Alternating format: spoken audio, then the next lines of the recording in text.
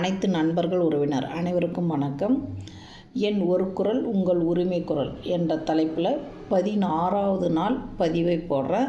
இந்த வீடியோவில் என்ன சொல்ல போகிறேன்னா, கட்டுமான தொழிலாளர்களுக்கும் அமைப்புச்சாரா தொழிலாளருக்கும் உள்ள வித்தியாசம் என்ன, அமைப்புச்சாரா தொழிலாளர் குழந்தைகளுக்கு கிடைக்கும் பெனிஃபிட்ஸ் என்னென்ன.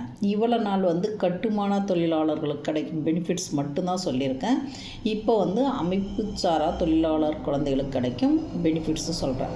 முதல் நீங்கள் கட்டுமான தொழிலாளிக்கும் அமைப்புச்சாரா தொழிலாளிக்கும் உள்ள வேரியேஷன் டிஃப்ரெண்ட்டை நீங்கள் தெரிஞ்சுக்குவாங்க, வித்தியாசத்தை. அப்போ தான் நீங்கள் என்ன கேட்டகரியில் இருக்கிறீங்கன்றது உங்களுக்கு தெரியும். நீங்கள் என்ன தொழில் செய்கிறீங்க, எந்த தொழிலுக்கான என்ன கார்டு போடணுன்றது தெரியும். அதுக்காக நீங்கள் அது வித்தியாசமாக கூலி தொழிலாளர் கட்டுமானத்தில் வரவங்க யாருன்னா தினக்கூலி, டெய்லி ஒரு வேலை செய்வாங்க, ஏதாவது கூலி வேலை கிடைக்கிற வேலைக்கு போவாங்க. அவங்க கட்டுமான தொழிலாளரில் அடங்குவாங்க. அதில் நிறைய வகைகள் இருக்குது. அது ஆல்ரெடி இதுக்கு முன்னாடி வீடியோங்களெல்லாம் சொல்லியிருக்கேன். உங்களுக்கு சப்போஸ் இன்னும் டவுட்னாலும் சொல்லுங்கள், அது தனியாக நான் ஒரு வீடியோ போடுறேன். இப்போ அமைப்புச்சாரா தொழிலாளர்கள்ன்றவங்க பிஸ்னஸ் பண்ணுறவங்க, உற்பத்தி தொழில் பிஸ்னஸ்ஸு ஆல்ரெடி ரெகுலர் இன்கம் இது வருன்றத ஒரு நிலையான ஒரு தொழிலை செய்கிறவங்க அமைப்புச்சாரா தொழிலாளர். கட்டுமான தொழிலாளர் நிலையற்ற தொழிலாளர்கள் கட்டுமான தொழிலாளர். இதுதான் இதனுடைய வித்தியாசம். முதல் நிலையான தொழில் செய்கிறவங்க அமைப்புச்சாரா தொழிலாளர்கள், நிலையற்ற தொழில் செய்கிறவங்க கட்டுமான தொழிலாளர்கள். இதுதான் இதனுடைய வித்தியாசம். நீங்கள் அமைப்புச்சாரா தொழிலாளர் குழந்தைகளுக்கு என்னென்ன பெனிஃபிட்ஸ் வருதுன்னா, கல்வி உதவித்தொகை 1000 முதல் 8000 வரையும் கல்வி உதவித்தொகை 6வதுலேருந்து எனி டிகிரி படிக்க வரையும் கிடைக்கும். அமைப்புச்சாரா தொழிலாளர் குழந்தைகளுக்கு திருமணம் பண்ணுறீங்கன்னா 2 பெண் குழந்தையாக இருந்தால் 5,000 கிடைக்கும்.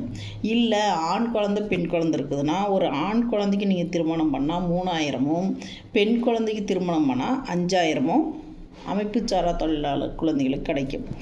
மகப்பேறு உதவித்தொகை, இப்போ அந்த கேண்டிடேட் அமைப்புச்சாரா தொழிலாளியாக இருந்தால் அந்த அம்மா ஒரு கார்டு போட்டு வச்சுருக்காங்கன்னா அவங்களுக்கு டெலிவரிக்காக வேண்டி 6000 ரூபாய் கிடைக்கும் மகப்பேறு உதவித்தொகை. அமைப்புச்சாரா தொழிலாளர் இயற்கை மரணம் அடைஞ்சால் அவங்களுக்கு இயற்கை மரண தொகையாக 35,000 ரூபாய் இயற்கை மரணத்தொகை கிடைக்கும்.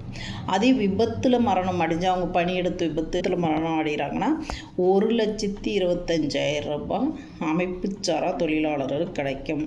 இவங்களுக்கு எக்ஸ்ட்ரா பெனிஃபிட் என்னான்னு பார்த்தா, எலக்ட்ரிக் ஸ்கூட்டி கிடைக்கும். எலக்ட்ரிக் ஸ்கூட்டி மானியத்தில், அதாவது 20,000 ரூபாய் ஃப்ரீயாக தராங்க. இது யாருன்னா லேடிஸ், பெண்களுக்கு மட்டும், ஆண்களுக்கு கிடையாது. பெண்கள் பேரில் லைசன்ஸ் எல்லாம் வச்சுருந்தா ஸ்கூட்டிக்கு அப்ளை பண்ணலாம். எலக்ட்ரிக் ஸ்கூட்டி 20,000 ரூபா மானியம் அவங்களுக்கு தருவாங்க. இதெல்லாம் உங்களுக்கு தேவைன்றவங்க இதை நீங்கள் ஃபாலோ பண்ணிக்காங்க. இதில் உங்களுக்கு ஏதாவது சந்தேகம் இருந்தால் கமெண்ட் பாக்ஸில் கமெண்ட் பண்ணுங்கள். இந்த வீடியோ உங்களுக்கு பிடிச்சிருந்தா ஷேர் பண்ணுங்கள், லைக் பண்ணுங்கள், கமெண்ட் பண்ணுங்கள், சப்ஸ்கிரைப் பண்ணுங்கள். உங்களுடைய நண்பர்களுக்கு இதை ஃபார்வர்ட் பண்ணிவிடுங்க. உங்களுக்கு தெரியாத விஷயத்த நான் உங்களுக்கு சொல்லி கொடுத்தேன், உங்கள் நண்பர்களுக்கு தெரியாத விஷயத்த நீங்கள் சொல்லுங்கள்.